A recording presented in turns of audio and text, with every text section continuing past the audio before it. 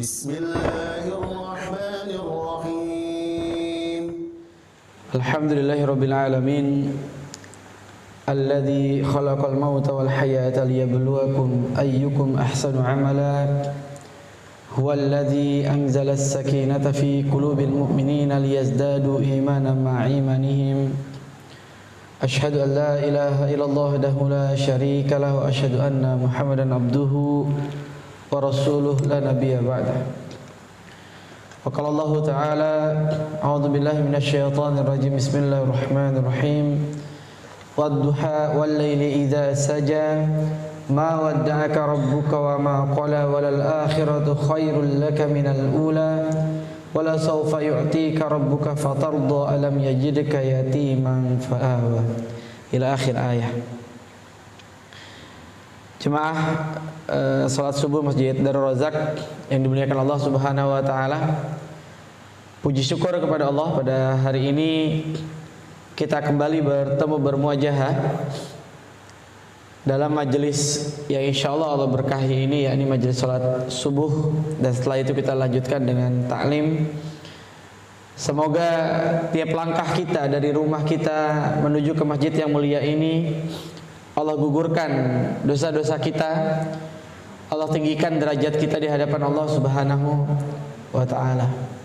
Salawat dan salam tak lupa kita sanjungkan pada Nabi besar Muhammad sallallahu alaihi wasallam, kudu hasanah dan suri tauladan kita, yang semoga kita senantiasa berdoa kepada Allah Subhanahu wa taala kelak kita termasuk ke dalam umat yang mendapatkan syafaatul uzma dari baginda Nabi besar Muhammad sallallahu alaihi wasallam. Hari ini kita lanjutkan kajian kita setelah bulan lalu kita mengulas kehidupan Nabi di Bani Sa'ad bin Bakar. Maka kita akan mengulas bagaimana proses Nabi dikembalikan oleh Halimatus Sa'diyah kembali ke rumahnya, kembali ke ibundanya, dan nanti kita lihat bagaimana peranan keluarga Nabi Shallallahu Alaihi Wasallam dalam hal ini adalah kakek dan juga paman beliau serta beberapa pengasuh yang nanti punya kontribusi besar dalam kehidupan Nabi Shallallahu Alaihi Wasallam. Jemaah yang dimuliakan Allah Subhanahu wa taala, kembali saya mengingatkan bahwa walaupun Nabi Shallallahu alaihi wasallam dikatakan oleh Allah Subhanahu wa taala sebagai anak yatim, ya, alam yajidka yatiman fa'awa, bukankah dia mendapatimu sebagai seorang yatim lalu ia melindungimu? Namun di dalam sirah nabawiyah ternyata kita dapati bahwa pendidikan Nabi itu tetap lengkap. Sampai beliau nanti usia 14 tahun tetap lengkap, figur laki-laki dan perempuan, figur ayah ibu ini tetap lengkap. Di rumahnya Halimatus Sa'diyah ada Halimatus Sa'diyah dan suaminya. Nanti begitu ibundanya wafat, dan kita akan ulas, dirawat oleh kakeknya, ada kakeknya Abdul Muttalib, juga ada istrinya. Siapa Pak nama istrinya Abdul Muttalib? Namanya Fatimah binti Amru.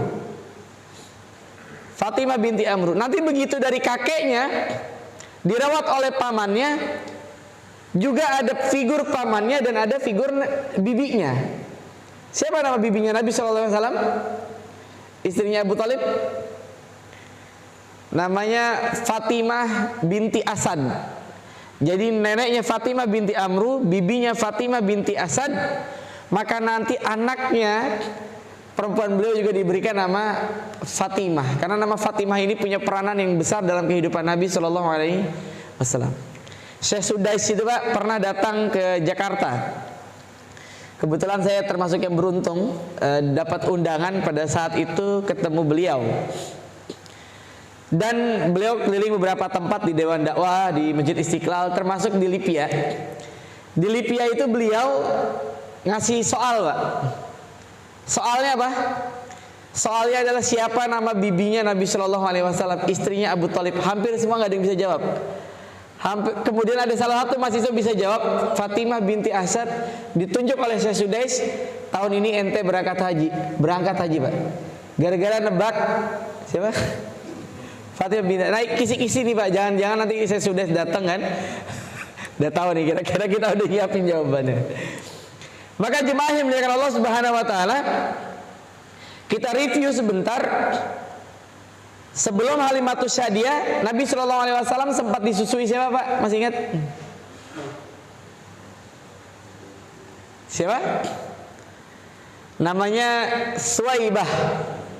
Ya. Budaknya Abu Lahab. Budaknya Abu Lahab yang namanya adalah Suwaibah. Jadi kemudian dari Suwaibah baru Halimatus Syadiah.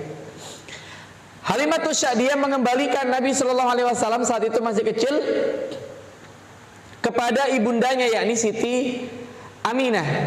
Karena kita tahu kasus pembelahan dada. Sebetulnya dalam beberapa kitab sirah lain selain kasus pembelahan dada ada orang-orang dari Habsyi, orang-orang berkulit hitam datang ke Bani Sa'ad bin Bakar itu seakan-akan mau menculik Nabi. Dan Halimatus Syadiah tahu itu sehingga makin takut, sudahlah dibelah dada, terjadi pembelahan dada. Yang kedua, ada orang Habsyi kulit hitam itu seakan-akan mau menculik Nabi Shallallahu alaihi wasallam, sehingga Halimatus Syadiah sangat takut. Hingga akhirnya dia kembalikan.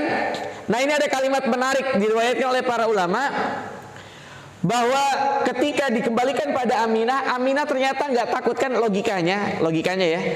Kalau ada anak misal dititipin ke seseorang, kemudian ada peristiwa yang terjadi sesuatu pada anak ini gitu ya, dikembalikan pada ibunya panik gak? Logikanya pasti panik tuh. Oh, anak saya, ya Allah gimana dan seterusnya. Tapi Aminah ternyata disampaikan para ulama nggak panik. Bahkan beliau menyatakan ini ra'aitu hina kharaj. Kata Aminah, aku telah melihat di dalam rahimku ini keluar, kata beliau, nuran, cahaya yang menerangi istana kerajaan Syam. Syam ini dulu wilayahnya mana Pak? Syam ini ketika Nabi lahir masih wilayah kekuasaannya siapa? Roma. Heraklius. Kemudian dirawatlah oleh ibundanya Aminah sampai kemudian beliau usia 6 tahun. Maka diajaklah oleh Aminah ketika usia 6 tahun untuk ziarah ke makam ayahnya Abdullah. Ayahnya ini wafat di Madinah. Kemudian selesai dari ziarah, ibunda dengan Nabi Shallallahu alaihi wasallam ini pulang bersama dengan seorang wanita namanya Ummu Aiman.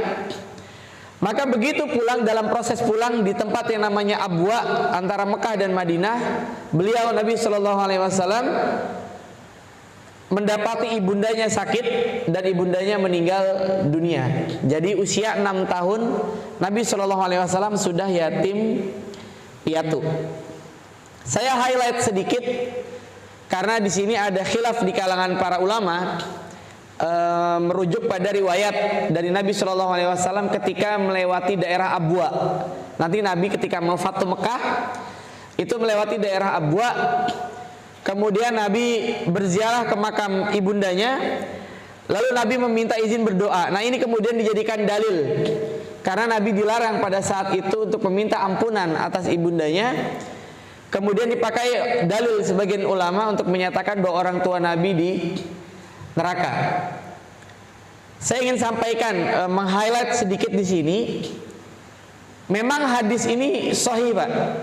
Hadis ini sahih bahwa orang tua Nabi itu, kata Nabi SAW, pertama, dalil yang pertama tentang bapak. Nabi ditanya bagaimana nasib bapakku ya Rasulullah, bapakmu dan bapakku di neraka, Aba. Yang kedua dalil tentang ini, Nabi mau mendoakan ibundanya dan dilarang. Hadis ini memang sahih jemaah yang dimuliakan Allah Subhanahu wa taala. Tapi kalau kita merujuk pada istilah sirah yang disampaikan para ulama, kita juga akan mendapati ada kelompok yang namanya Ahlul Fatra. Ahlul Fatra. Ahlul Fatra itu apa tuh? Pernah dengar ya istilah Ahlul Fatra? Ahlul Fatra ini orang-orang yang hidup di masa kekosongan wahyu. Jarak antara Nabi Isa dengan Nabi Shallallahu alaihi wasallam itu berapa abad, Pak? Para ulama khilaf, ada yang menyatakan 4, 5, 6. Jadi 4 sampai 6 abad.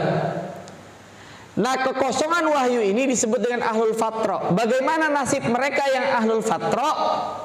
Kalau kita merujuk pada Al-Quran, mereka yang ahlul fatra itu maka berpotensi juga masuk surga. Karena apa? Karena mereka berada pada masa kekosongan wahyu. Apakah adil gitu ketika Allah Subhanahu wa taala mengazab seseorang padahal belum datang kepadanya seorang nabi, belum datang orang yang memberikan petunjuk. Ini dalil yang pertama. Jadi ada juga ulama yang berpendapat bahwa orang-orang yang hidup sebelum masa Nabi Shallallahu Alaihi Wasallam, walaupun tidak ketemu Nabi Isa dan tidak ketemu Nabi Muhammad, mereka juga berpotensi masuk surga. Dalilnya apa?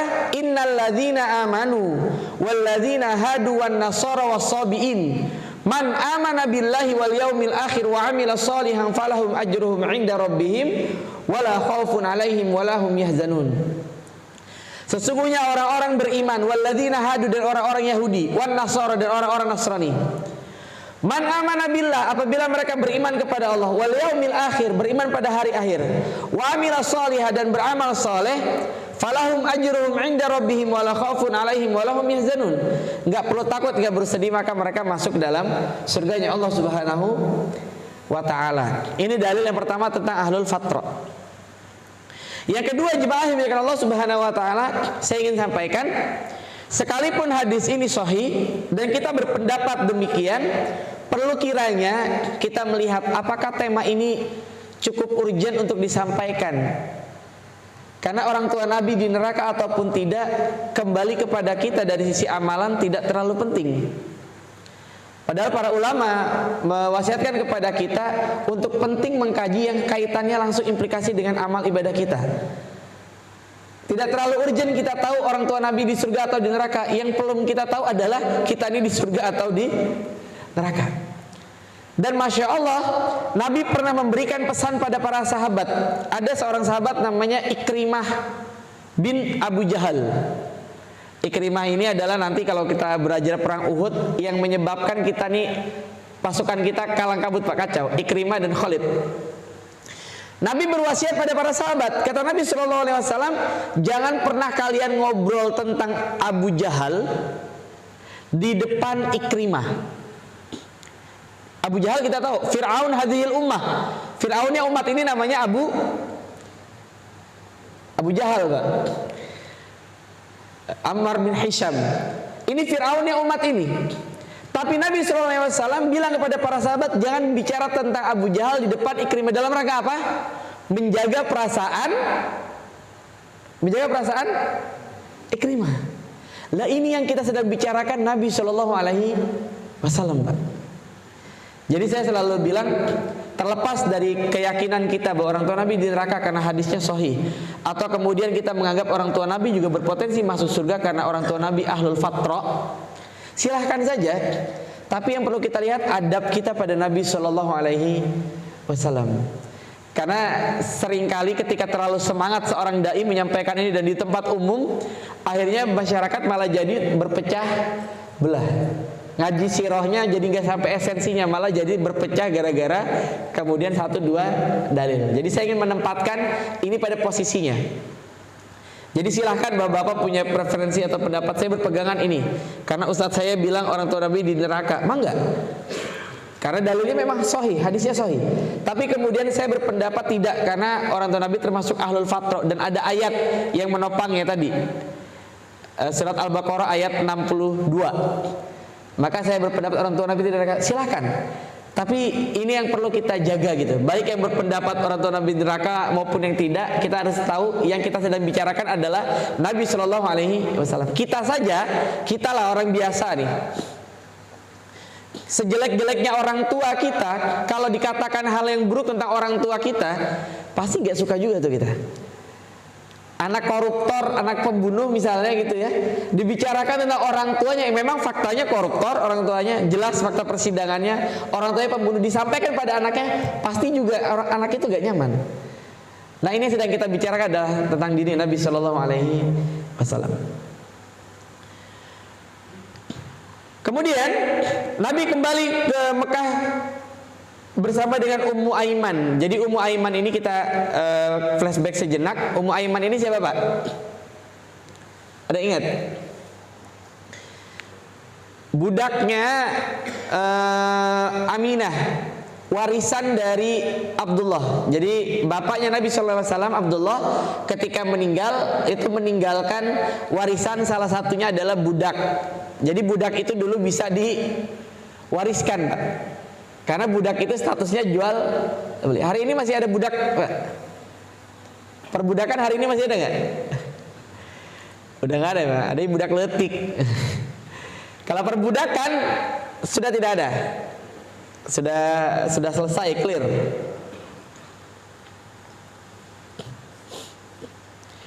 Kemudian Ummu Aiman ini ada satu riwayat, hadhihi baqira ahli bait, bahwa Ummu Aiman itu disebut oleh Nabi sallallahu alaihi wasallam sebagai ahlul bait karena beliau menyatakan Ummu Aiman ummi ba'da ummi. Ummu Aiman adalah ibuku setelah ibuku.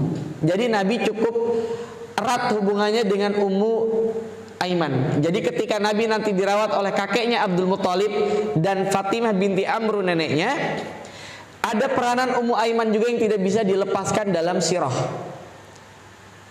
Jadi saya ingin sampaikan, meskipun orang tua kandung Nabi tidak ada, tapi keluarga sekelilingnya itu membackup.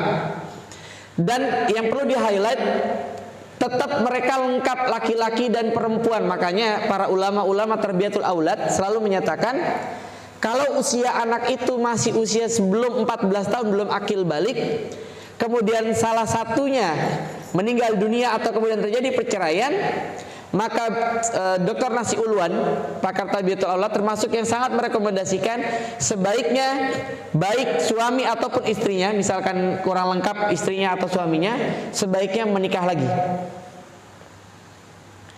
Agar apa? Agar anak ini punya kontribusi pendidikan dari kedua belah pihak, perempuan maupun laki-laki.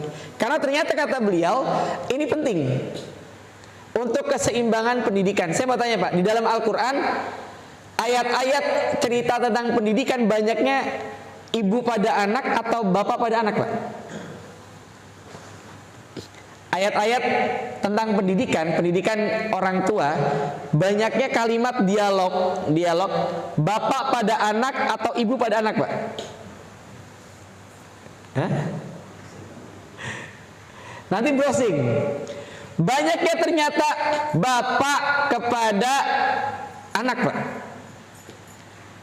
Jadi walaupun al-ummu madrasatul ula, bahwa ibu adalah madrasah pertama bagi anak-anaknya, bapak ini, Pak, kepala sekolahnya, Pak. Jadi tugas bapak bukan cuma kasih uang, tapi ikut kontribusi juga dalam pendidikan, menentukan kurikulumnya. Walaupun pelaksana hariannya mungkin ibunda, tapi peranan bapak ini penting. Lihat dialog antara Nabi Ibrahim dengan Nabi Ismail, banyak, Pak. Doanya Nabi Ibrahim pada Nabi Ismail juga banyak. Kesolehaan Maryam itu dinisbatkan pada siapa? Ibu atau bapaknya? Maryam kita tahu ibunya Nabi Isa alaihissalam yang begitu soleha. Beliau dinisbatkan kepada siapa? Kepada bapaknya, Pak. Wa Maryam binata Imran allati ahsanat farjaha fanafakhna fihi min ruhina wa saddaqat bi kalimati rabbiha wa kutubihi wa kanat minal qanitin. Dan Maryam binti Imran ahsanat farjaha, yang senantiasa memelihara kemaluannya. Nabi Ibrahim pada anaknya Nabi Ismail. Maryam dinisbatkan pada bapaknya Imran. Padahal Maryam sempat ketemu bapaknya nggak, Pak? Dibuka di surat Maryam. Maryam tidak sempat ketemu bapaknya, tapi kesolehan tetap dinisbatkan pada bapaknya. Luqman, nasihat Luqman pada anaknya, ya bunayya la tusyrik billah inna syirka la zulmun azim. Bahkan kalau kita mentadaburi surat Yusuf, kan di dalam surat Yusuf itu kita dapati Nabi Yusuf itu hampir saja disekap di dalam kamar oleh wanita yang tidak disebut namanya, cuma sebagai ulama bilang namanya adalah Zulaikha, tapi di Al-Quran tidak ada, Pak. Itu tafsir para ulama. Jadi bisa jadi namanya bukan Zulaikha, Allahu alam, karena namanya tidak disebutkan dalam Al-Quran. Begitu kemudian Nabi Yusuf ditutup pintunya, kemudian diajak berzina oleh perempuan itu, ternyata Allah bilang apa? Hampir saja Nabi Yusuf mau mengikuti rayuan perempuan itu, lau ana burhana rabbi, sampai Allah memberikan tanda-tanda. Nabi Yusuf itu melihat tanda-tanda burhan, tanda-tanda dari Rabbnya, burhana rabbi. Pertanyaan saya, Pak, apa tanda-tanda yang dilihat oleh Nabi Yusuf alaihissalam sehingga Nabi Yusuf tidak jadi berzina? Apa tanda yang dilihat? Tanda yang dilihat ternyata sebagian mufassir menyatakan burhana rabbi, yang dilihat adalah wajah bapaknya. Siapa bapaknya Nabi Yusuf? Nabi Yakub alaihissalam. Padahal jarak antara peristiwa ini dengan Nabi Yusuf ketemu bapaknya itu ulama khilaf. Ada yang menyatakan 20, ada yang menyatakan 40, ada yang menyatakan 60 tahun. Karena kan Nabi Yusuf kita tahu dibawa oleh kakak-kakaknya kemudian dilempar ke sumur. Jaraknya itu berbilang 2 digit, entah 20, 40, 60 tahun, Allahu alam. Ada 3 pendapat. Jarak yang sangat lama, tapi kenapa terbayang wajah bapaknya itu? Artinya bonding dan doa bapaknya itu kencang. Ini PR buat kita, Pak. Jadi Nabi Ibrahim dalam Al-Quran mungkin bondingnya tidak terlalu banyak. Kita tahu nanti Nabi Ibrahim bawa Nabi Ismail pas bayi. Kemudian Nabi Ibrahim mau menyembelih Nabi Ismail, kisahnya begitu. Nanti lompat lagi, Nabi Ibrahim ketemu dengan menantunya, kasus yang ganti palang pintu. Kemudian nanti balik lagi, Nabi Ibrahim mengajak Nabi Ismail merenovasi Ka'bah. Hanya kurang lebih 4 kali bondingnya Nabi Ibrahim dengan Nabi Ismail. Tetapi di dalam Al-Quran salah satu doa terbanyak adalah doanya Nabi Ibrahim untuk keluarganya. Apa pelajarannya, Pak? Kita mungkin sibuk, kita mungkin banyak aktivitas, tapi jangan pernah remehkan doa untuk keluarga kita masing-masing. Karena Nabi Ibrahim ternyata doanya sangat banyak. Nah, itu bisa dibedah nanti kapan-kapan. Doa Nabi Ibrahim apa saja doanya, Masya Allah. Dari sejak sebelum Nabi Ismail lahir sampai beliau nanti mendampingi Nabi Ismail meninggikan Ka'bah. Kembali ke sini,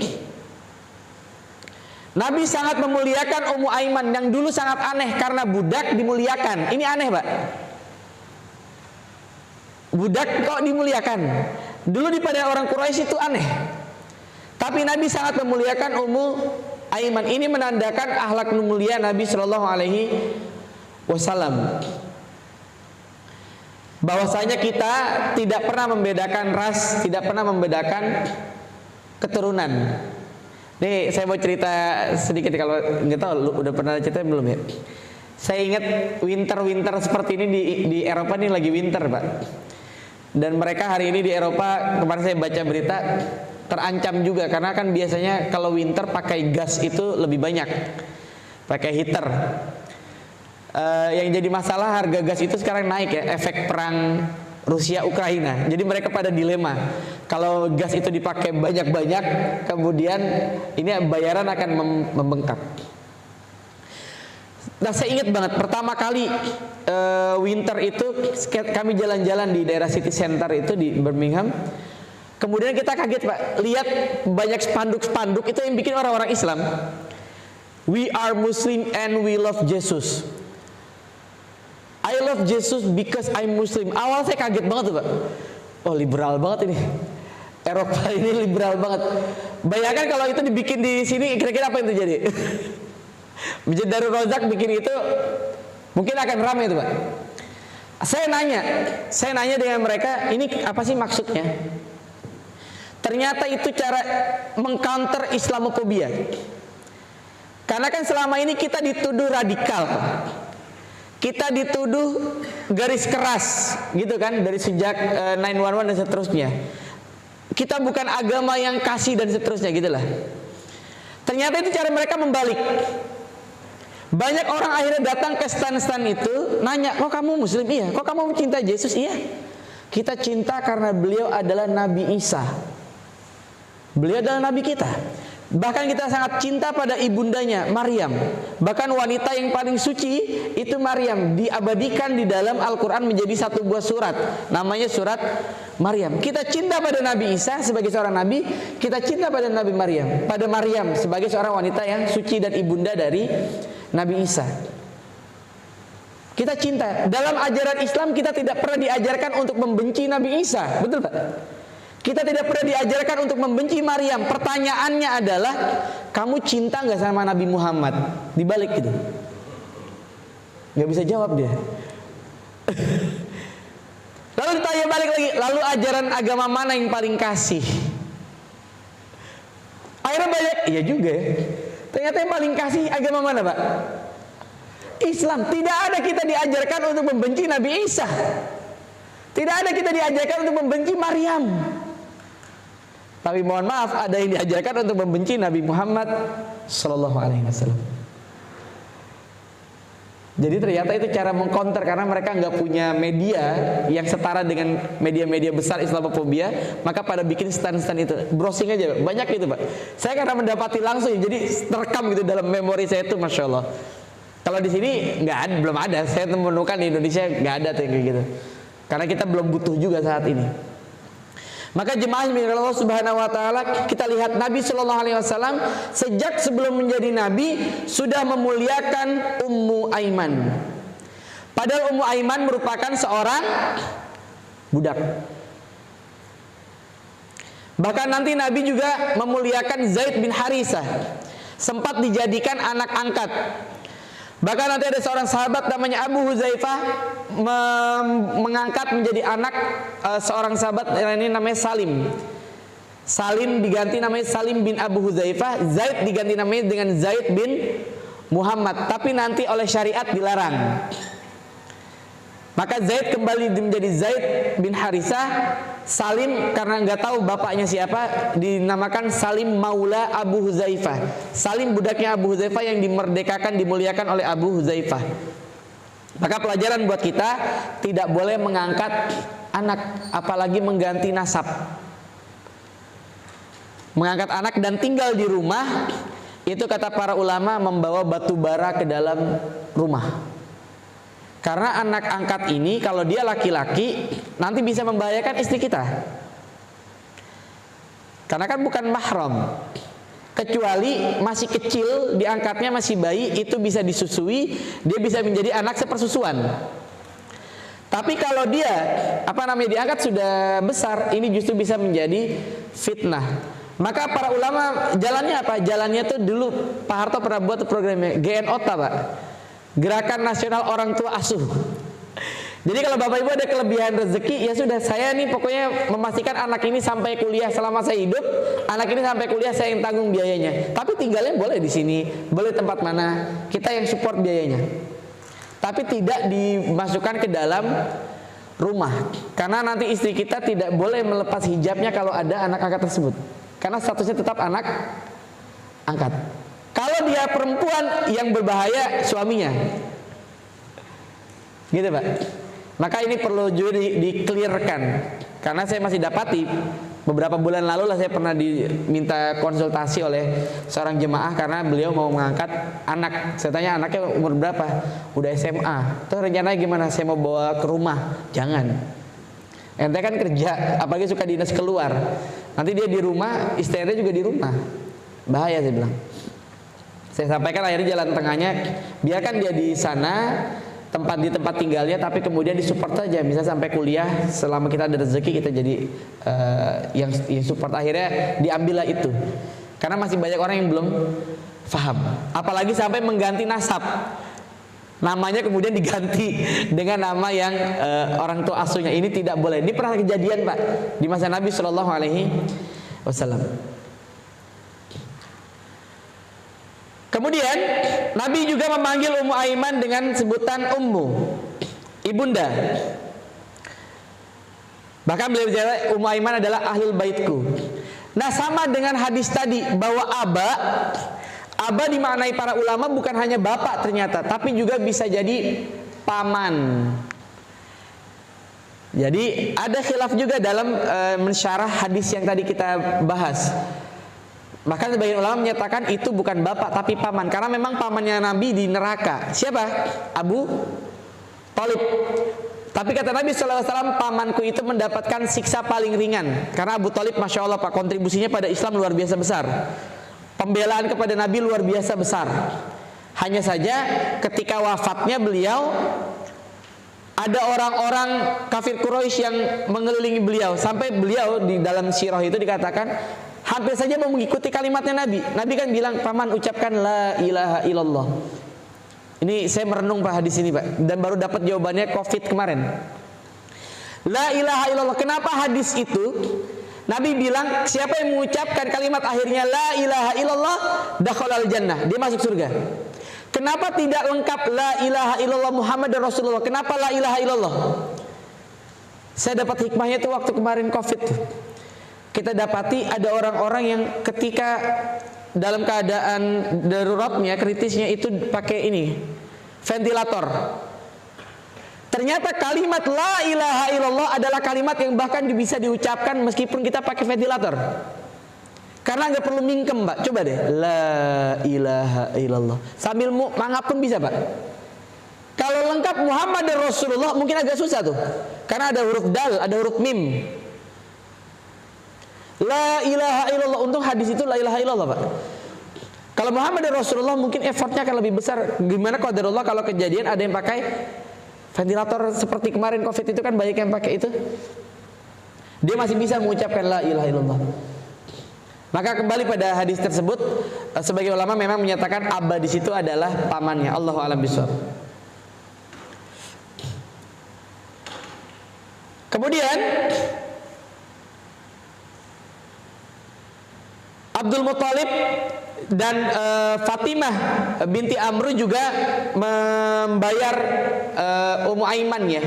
Jadi selain budak dan selain budaknya Abdullah, maka Abdul Muthalib juga seringkali meminta Ummu Aiman untuk menitipkan Nabi Shallallahu Alaihi Wasallam. Lalu Nabi memerdekakan Ummu Aiman. Jadi Ummu Aiman dimerdekakan saat Nabi menikah dengan Khadijah. Nanti kita akan bahas pernikahannya. Kemudian Ummu Aiman dinikahkan dengan Ubaid bin Zaid al-Kharaji. Dan lahir darinya nanti anak yang namanya Aiman. Aiman ini salah satu sahabat yang nanti wafat di perang Hunain setelah Fatu Mekah. Kemudian setelah Ummu Aiman menikah, jadi Ubaid wafat, Ummu Aiman menikah dengan Zaid bin Harisah. Nanti lahirlah Usamah. Jadi Usamah bin Zaid itu anak dari Zaid dengan Ummu Aiman. Jadi nanti ada hubungan yang luar biasa dekat.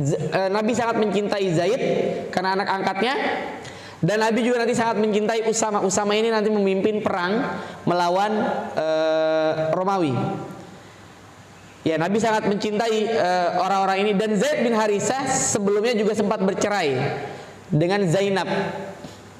Jadi Zainab dengan Zaid pernah bercerai. Nanti kita kapan-kapan kita bicara ini lebih detail.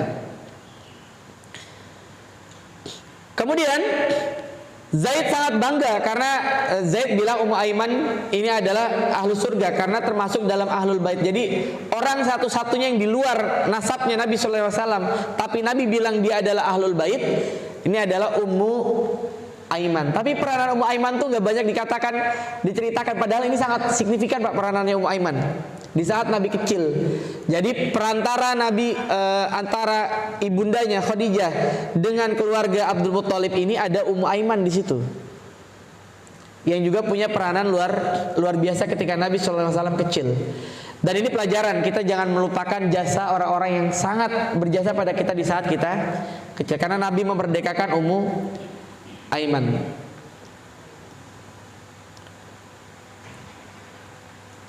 Kemudian kita bahas sedikit di tempat Abdul Muthalib. Jadi Abdul Muthalib itu punya dipan khusus di dekat Ka'bah. Di situ nggak ada paman-pamannya. Abdul Muthalib punya berapa anak Pak? Ada yang ingat? 10 anak laki-laki, 6 anak perempuan. Jadi Abdul Muthalib anaknya berapa Pak? 16 Anaknya Abdul Muthalib ada 16. Yang terkenal yang laki-laki ya kita tahu dalam sejarah ada Abdullah, ada Abu Thalib, ada Abbas bin Abdul Muthalib, ada Hamzah bin Abdul Muthalib, ada Abu Lahab bin Abdul Muthalib. Yang paling ganteng dan kaya dari 10 anak laki-lakinya namanya adalah Abu Lahab. Jadi Abu Lahab ini ganteng. Lahab itu wajah yang menyala-nyala karena Abu Lahab ini putih, Pak. Istrinya simbol kecantikan wanita pada masa itu. Makanya disebutnya Ummu Jamil. Seorang ibu yang cantik. Jadi Abu Lahab itu simbol ketampanan dan orang kaya. Ummu Jamil ini simbol kecantikan dan wanita terhormat.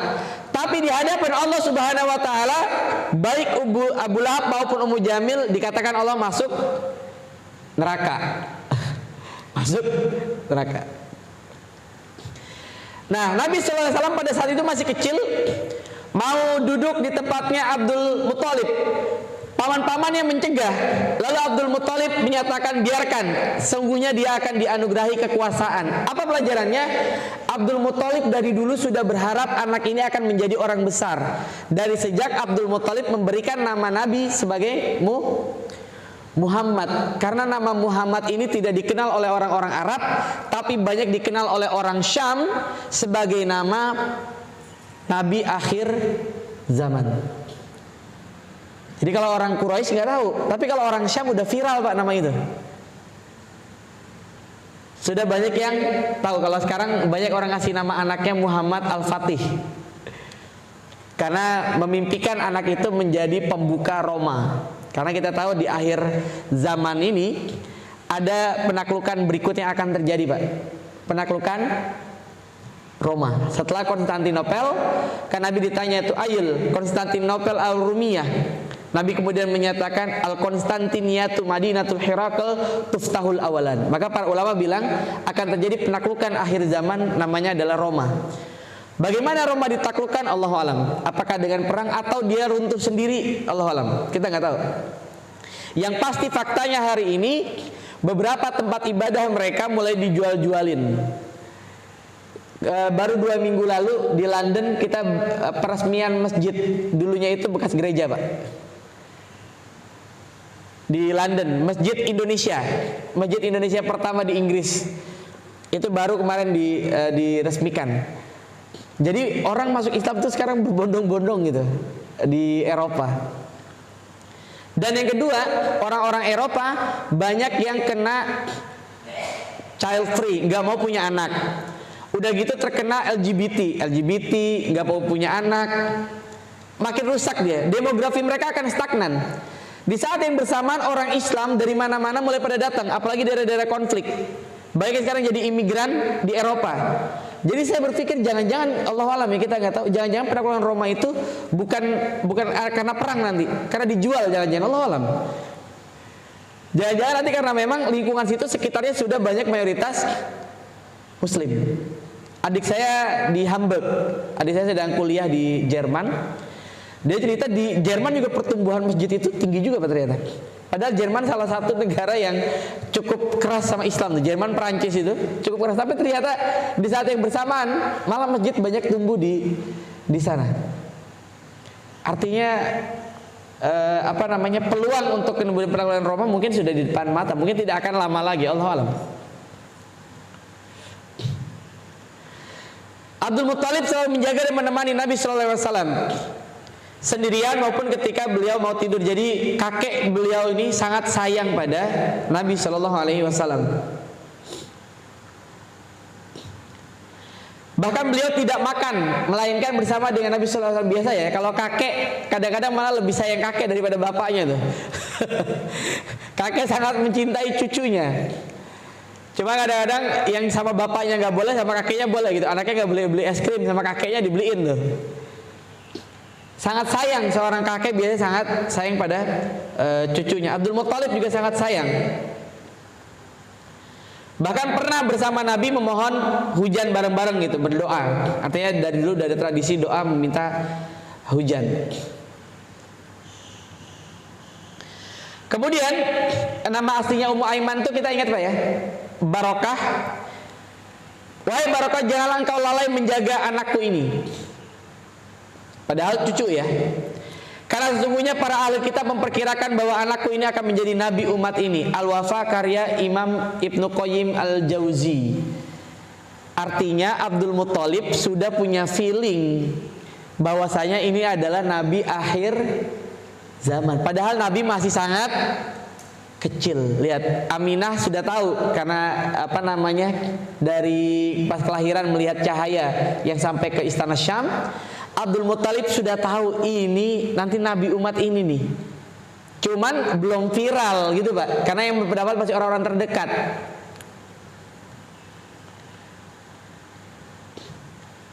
Kemudian beliau dari mana taunya?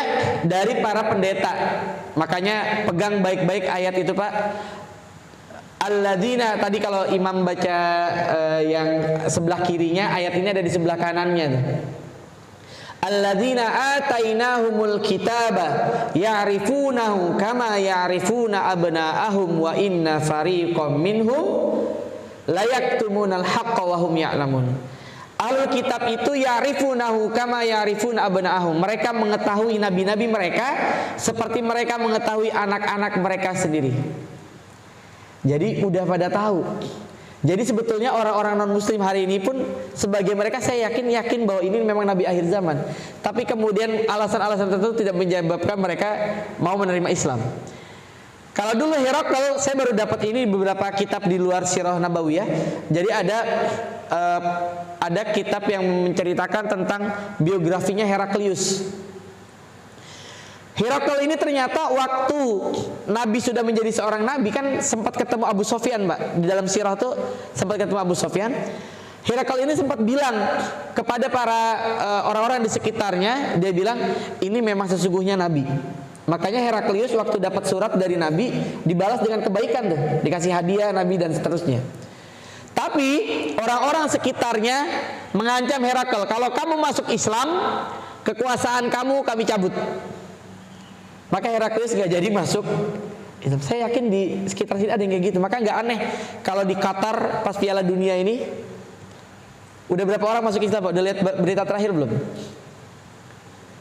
Browsing nih Pak, 500 orang lebih masuk Islam selama Piala Dunia Qatar.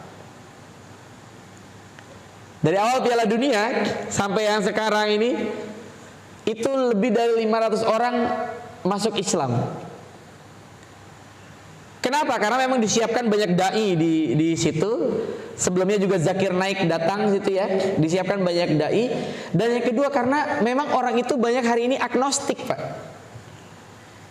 Mereka itu percaya adanya Tuhan cuma gak mau beragama aja. Jadi kalau ibarat karambol nih, setengahnya udah mau masuk lubang gitu Pak. Setengahnya lagi tinggal sentil. Makanya dakwah ini menjadi penting. Jadi jangan malu gitu Pak. Kalau diajak ngobrol tentang agama kita ya katakan. Apalagi bule-bule itu. Sebagian besar mereka agnostik Pak. Jadi tinggal sentil karambol. Karena saya baca sebuah tulisan ditulis oleh Ustadz Ihsan Tanjung. Beliau punya teman akrab orang Australia, Muslim, mu'alaf. Kata Ustadz Ihsan Tanjung ini temannya ini cerita, saya tuh tinggal di Canberra. Sekitar saya itu banyak mahasiswa Indonesia dan itu Muslim. Nggak ada satupun dari mereka yang mau mengenalkan Islam pada saya. Padahal pada saat itu saya tuh lagi galau-galaunya tentang agama saya. Dan saya baca berbagai buku, saya kemudian akses internet, ya banyak belajar. Akhirnya saya masuk Islam. Kata beliau ke Ustadz Ihsan Tanjung dalam tulisan beliau, Ustadz Ihsan Tanjung, seandainya tuh mahasiswa-mahasiswa Muslim itu mau menawarkan Islam saja ke saya, mau ngobrol dengan saya tentang Islam, sampai akhirnya saya belajar Islam dari mereka, dan saya menjadi mu'alaf, mungkin mereka dapat pahala yang sangat besar, lebih baik daripada onta merah. Tapi mereka nggak ada yang menawarin. Artinya apa Pak? Bisa jadi orang-orang kayak orang Australia ini sebetulnya banyak Pak. Kolega-kolega Bapak, teman-teman Bapak di kantor, di tempat-tempat Bapak sering datang, di luar negeri, mungkin banyak yang kayak gitu tuh Pak. Maka ada orang masuk Islam di Jerman tuh Pak, karena apa Pak? Mendengar kalimat Alhamdulillah. Jadi saya dapat cerita orang Jerman ini menjenguk temannya Muslim. Temannya ini muslim, dia ini agnostik. Begitu dijenguk, ditanya, gimana kabar kamu brother? Dia bilang, alhamdulillah saya sudah baikan. Alhamdulillah itu apa? Segala puji bagi Tuhan saya. Maksudnya apa? Kan kamu sakit, masa kamu masih memuji Tuhan? Enggak ada dalam kepala dia orang sakit memuji Tuhan. Gimana sih ceritanya? Sakit tapi kamu bersyukur. Kan gak ada dalam rumusnya, dia sakit malah bersyukur. Si orang Islam ini bilang, dalam agama saya sakit itu menggugurkan dosa, maka saya tetap bersyukur karena sakit ini pasti yang terbaik buat saya. Akhirnya Pak, orang Jerman ini Pak, dia belum masuk Islam, tapi dia senang ngucapin alhamdulillah. Maka kemana-mana, gimana kabar kamu? Alhamdulillah, luar biasa, I'm good. Kemana-mana dia ngomong alhamdulillah. Kan ada nggak orang hari ini kayak gitu Pak? Orang non muslim tapi hafal al-fatihah, orang muslim hafal alhamdulillah, hafal azan misalnya gitu. Dia kemana-mana bilang alhamdulillah, sampai Allah takdirkan kepada dia penasaran. Alhamdulillah ini kok saya enak banget ngomong alhamdulillah ya. Akhirnya dia baca tafsir surat Al-Fatihah, dia mendapati keutamaan surat Al-Fatihah dan dia melihat Islam dengan begitu luar biasa, dapat hidayah Pak. Gara-gara dengar temannya ucapin apa Pak? Alhamdulillah. Jadi jangan malu kita ucap alhamdulillah. Jangan, gak usah karena kita depan kita non muslim kita bilang puji Tuhan, gak usah Pak. Biar alhamdulillah. Ada Asad, pernah dengar Pak? Ada orang namanya Asad. Mohon maaf, bukan Asad, Adas di Taif. Itu kisah itu seru banget itu Pak. Nanti ketika kita baca tentang Taif, masuk Islam karena mendengar kalimat apa Pak? Kalau Adas masuk Islam karena mendengar Nabi bilang Bismillah. Karena Nabi mau makan bilang Bismillah. Adas ini bingung, itu apa? Bismillah itu dengan menyebut nama Allah. Apa? Siapa itu Allah? Dia ceritakan, Nabi ceritakan. Adas kemudian masuk Islam. Jadi isyhadu bi anna muslimin, saksikan bahwasanya kita seorang muslim. Gak usah malu menyatakan bahwa kita adalah seorang muslim. Karena hari ini ada nggak Pak yang malu memberikan identitas sebagai seorang muslim? Ada? Banyak katanya, banyak. Nah ini kita harus ubah. Karena di luar sana saya pikir banyak yang model-model seperti itu sudah agnostik. Kemudian Abdul Muthalib wafat ketika usia 8 tahun dan Abdul Muthalib menyerahkan amanah kepada Abu Thalib. Padahal ada Abu Lahab yang kaya raya. Lah kan kalau kita kan logikanya, nih bapaknya nih punya anak 10 laki-laki, ada satu yang paling kaya raya.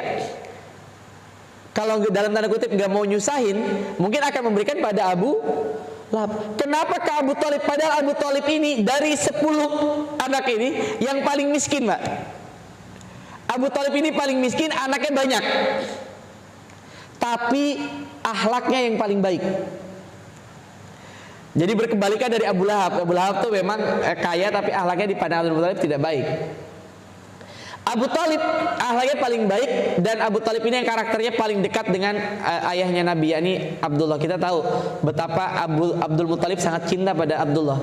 Sampai setara dengan berapa, masih ingat Pak?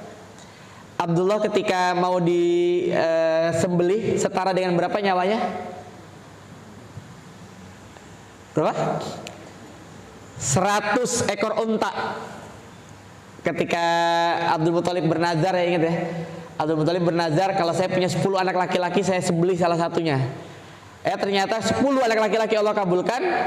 Akhirnya yang mau disembelih dikocok namanya, keluar nama Abdullah. Abdul Muthalib nggak tega. Akhirnya ada yang menyarankan, udah dipotong aja onta, kamu taruh nama onta dan nama Abdullah. Nama Abdullah ini setara dengan 10 ekor onta. Dikocok-kocok, yang keluar nama Abdullah lagi. Tambah lagi 10, 20 ekor onta. Dikocok-kocok, nama Abdullah lagi. Tambah 10 lagi. Sampai 100 ekor onta, baru keluar nama Abdullah. Akhirnya onta-onta itu disembelih, maka nyawa Abdullah setara dengan 100 ekor onta. Jadi orang-orang tuh viral dulu membicarakan tentang Abdullah ini. Nah yang paling karakternya dekat itu memang Abu Thalib. Jadi ada kelembutan. Maka saya teringat kalimat seorang pakar pendidikan, dia bilang gini, bukan petir yang menumbuhkan pepohonan, tetapi hujan yang menumbuhkan pepohonan. Bukan cacian, makian, ucapan yang keras yang menumbuhkan anak-anak kita, tapi kasih dan kelembutan yang menumbuhkan mereka. Karena kan banyak orang rumahnya udah kayak ini Pak, udah kayak hujan geledek petir di mana-mana. Kadang-kadang piring terbang tuh, ada UFO gitu ya datang. Kalau berantem banting ini banting segala macam. Nah, bagaimana mengharapkan anak soleha muncul dari rumah yang seperti itu? Kemudian Nabi SAW ketika tinggal di Abu Thalib karena miskin, maka Nabi mandiri dari sejak kecil. Ini luar biasanya Pak. Jadi usia 6 tahun yatim piatu, 8 tahun ditinggal kakeknya, maka sejak 8 tahun Nabi sudah tinggal di tempatnya Abu Thalib. Nanti diajak ke Syam 12 tahun yang akan kita bahas insya Allah di pertemuan berikutnya. Cuma saya ingin sampaikan, bayangkan anak usia 8 tahun, berarti SD kelas berapa tuh 8 tahun? 2. Anak SD kelas 2. Beliau ini tidak pernah mau makan di tempat Abu Thalib kalau tidak disuruh makan. Jadi Nabi SAW itu bekerja Pak dari sejak usia 8 tahun, mengembala kambing. Beliau bekerja mengembala kambing, beliau membantu keluarga Abu Thalib, mandiri. Bayangkan anak 8 tahun mandiri. Hari ini ada anak di pesantren usia udah SMA nggak pernah nyuci piring Pak. Saya nemuin kisah nyata ini Pak. True story, gak pernah nyuci piring. Bahkan orang tuanya mensupport itu. Saking gak mau anaknya tangannya mungkin ini ya, kena sabun cuci piring takutnya lecet kali ya. Itu anaknya dikasih piring rotan sama ini, yang kertas nasi itu. Jadi anak kamu gak usah nyuci piring. Jadi anaknya itu setiap habis makan digituin. Cuman kita panggil orang tuanya, kita diskusikan gitu. Jadi ada yang kayak gitu Pak. Saking gak pengen anaknya nyuci piring dan dia gak pernah nyuci piring. Padahal di Jepang anak-anak SD habis makan mereka beresin sendiri, bahkan ngepel kelasnya. Setelah minum susu, susunya itu botol susunya digunting, dicuci, kemudian ditaruh di tempat khusus botol. Ini sampah makanan, ini sampah bekas tempat-tempat makanan wadahnya. Nah, gimana ceritanya nih? Nabi mandiri Pak. 8 tahun beliau sudah membantu pamannya mengembala kambing dan mendapatkan uang dari situ. Dan memang nanti para ulama bilang mengembala kambing itu adalah pendidikan leadership pada diri Nabi Shallallahu Alaihi Wasallam. Dan Nabi bilang tidak ada Nabi yang bukan pengembala kambing. Ada Pak yang dulu pengembala kambing Pak? Nah, berpotensi jadi orang besar itu. Anak-anak kita kata para ulama dalam pendidikan tarbiyatul aulad, selain tarbiyah askariyah yang diwajibkan, juga tentang pendekatan kepada hewan, khususnya hewan-hewan kurban. Nah, kambing itu bahkan kalau Bapak kenal Ustadz Budi Ashari, beliau bikin Kutab Al-Fatih, ada salah satu ekskulnya itu mengembala kambing. Mendekatkan anak-anak pada kambing, karena kambing ini pendidikan leadership. Saya sering bilang kan, kalau kita minta orang semua masuk masjid, masuk. Semua keluar, keluar. Karena orang bisa mendengar, punya akal gitu. Kalau kambing gimana ceritanya? Kambing ngumpul. Ada yang kesini, ada yang kesini, ada yang makan, ada yang segala macam. Tapi begitu bisa menaklukkan kambing, maka akan mudah menaklukkan manusia. Makanya Syekh di sini Abdul Karim Az-Zaid bilang mengembala kambing adalah bagian dari pendidikan leadership. Apa maknanya Pak? Anak-anak kita jangan sampai takut sama kambing. Nanti repot kalau butuh panitia kurban. Kalau kambing gak berani, lihat darah gak berani, repot itu Pak. Kemudian kegetiran Nabi ini membuat Nabi memiliki jiwa besar. Kehidupan Nabi yang prihatin sejak kecil itu membuat Nabi memiliki jiwa besar. Nah, kita ambil pelajaran.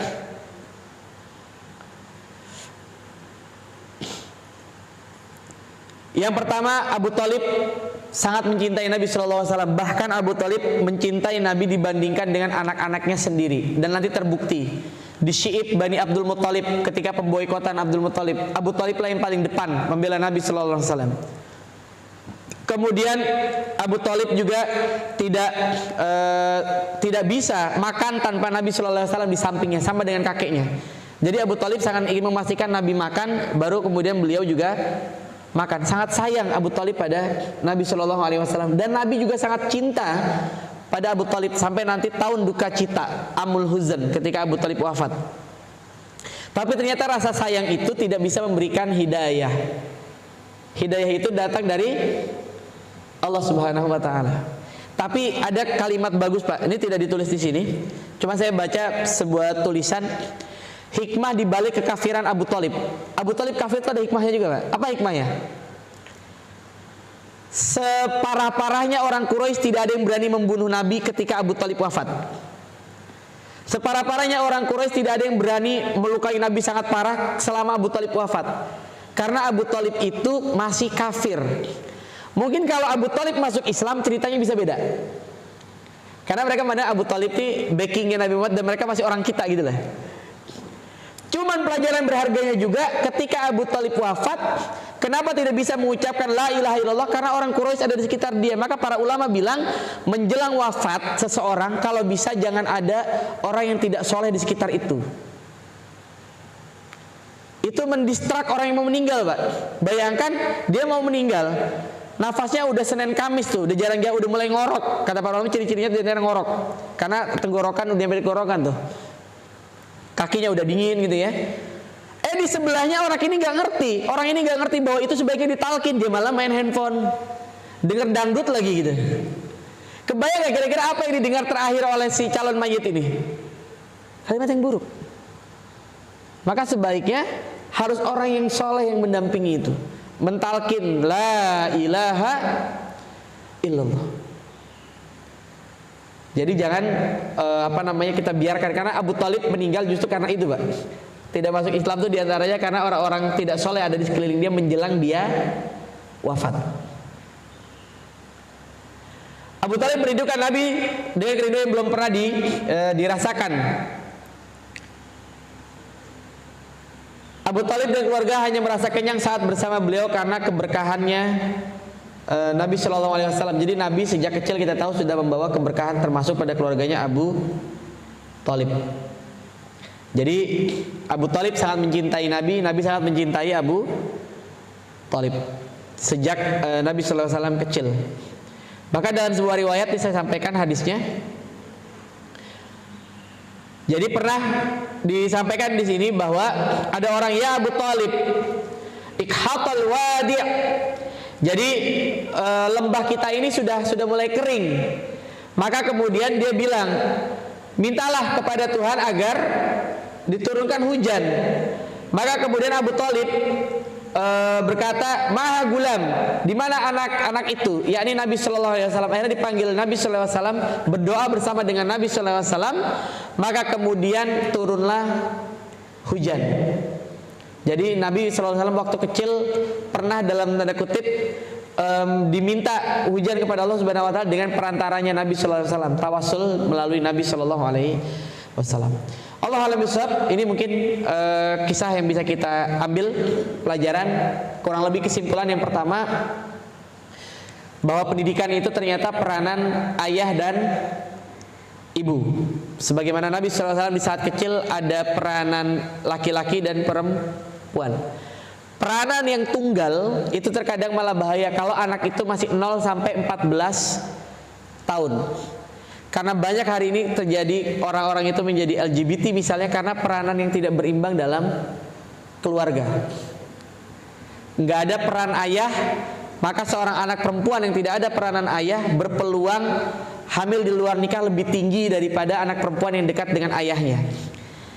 Kenapa, Pak? Karena dalam risetnya itu, karena mereka kurang kasih sayang laki-laki, kasih sayang bapaknya itu kurang, maka begitu anak perempuan ini sudah mulai akil balik, ada laki-laki yang mendekatinya, dia merasakan mendapatkan curahan kasih sayang dari laki-laki. Makanya para pakar pendidikan menyatakan kalau 10 sampai 14 itu di cross.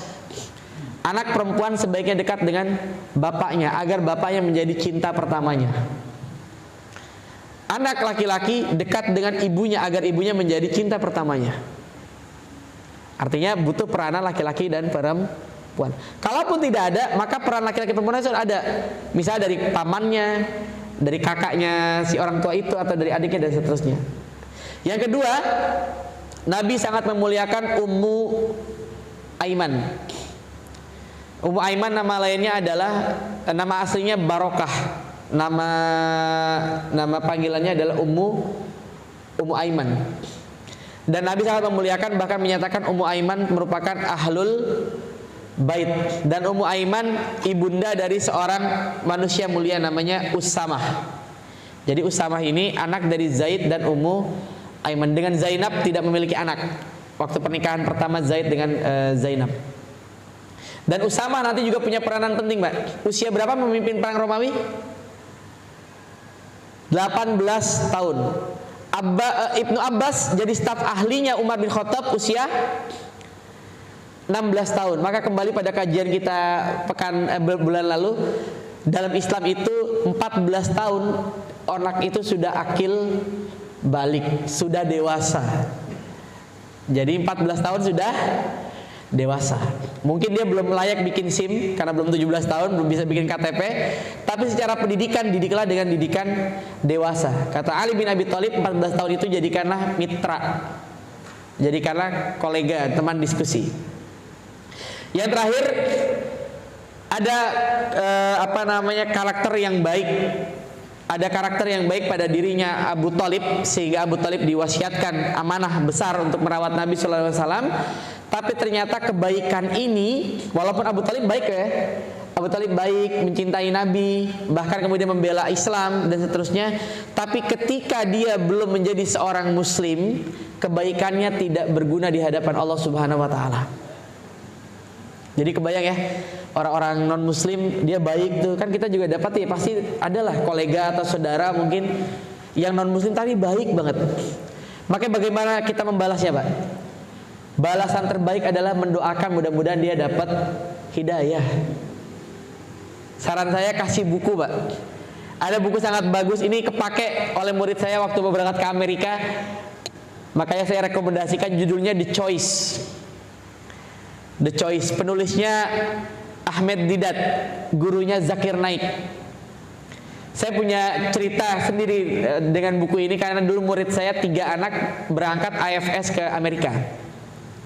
Saya diminta oleh kepala sekolah, waktu itu saya jadi wakil kepala sekolah, diminta untuk mentraining mereka sebelum berangkat supaya fikrohnya tidak berantakan begitu berangkat. Bingung saya, apa yang mau saya sampaikan, saya nggak pernah ke Amerika pada waktu itu.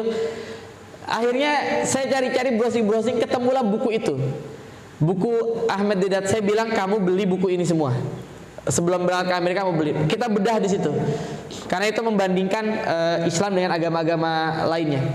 Dan kepake begitu anak saya pulang dari Amerika Serikat, pulang dia cerita, "Sat, makasih banget dulu dikasih buku The Choice itu." Emang gimana? Dia dapat true story. Jadi sampai di sana, dia kan di Amerikanya di perkampungan lah, maksudnya bukan di kotanya gitu ya. Dan dia wajib ikut kelas-kelas gereja pada saat itu, kelas-kelas Injil. Dia wajib ikut di sekolah itu, disuruh ikut. Nah dia karena sudah baca The Choice, tulisannya Ahmad Didat itu, dia cerita ke teman-teman yang baik akhirnya meragukan agama mereka. Sampai murid saya ada dipanggil, "Kamu kalau nggak mau ikut kelas ini nggak usah ikut. Mulai besok kamu jangan ikut kelas ini." Ada dia bilang, "Emang saya sebenarnya nggak mau ikut kelas ini, kan saya Islam." Tapi karena dia di sekolah di situ dan dipaksa untuk ikut kelas itu, dia ikut. Tapi kemudian dia bisa malah mempengaruhi teman-temannya. Itu benar-benar bisa jadi bingkisan di Desember ini, Pak. The Choice, cari tuh, tulisnya Ahmed Didat. Saya nggak tahu sudah ada terjemahannya atau belum. Mudah-mudahan tuh sudah ada yang menerjemahkan. Itu menurut saya buku itu cukup bagus. Beliaulah inspirasinya Zakir Naik dan gurunya Zakir Naik. Allah alam bisawab, itu mungkin yang bisa kita bahas. Saya persilakan kalau ada yang mau kita diskusikan. Jazakumullah khairan katsira. Allah alam bisawab. Al-haqqu min rabbik fala takunanna minal mumtarin. Wassalamualaikum warahmatullahi wabarakatuh.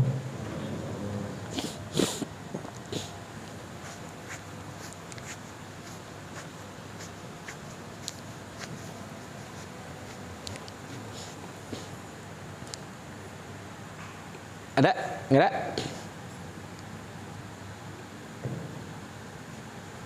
Baik, kalau tidak ada berarti kita cukupkan ya. Kita cukupkan. Tadi bukunya apa, Pak? The Choice, Pak. Ada udah punya? Nah itu cari tuh, Pak. Itu bagus, apalagi bapak-bapak nih kayak Ustadz Ikhwan, kayak yang lain yang sering keluar ya, sering ketemu orang-orang asing.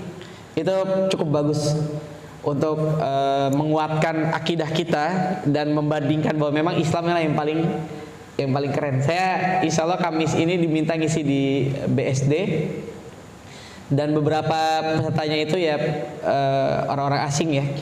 Kita mau membedah itu, The Choice, karena memang Ahmad Didat itu dari pengalaman-pengalaman beliau berinteraksi dengan banyak orang-orang non muslim, dan pertanyaannya ternyata dari dulu tuh gak berubah, Pak.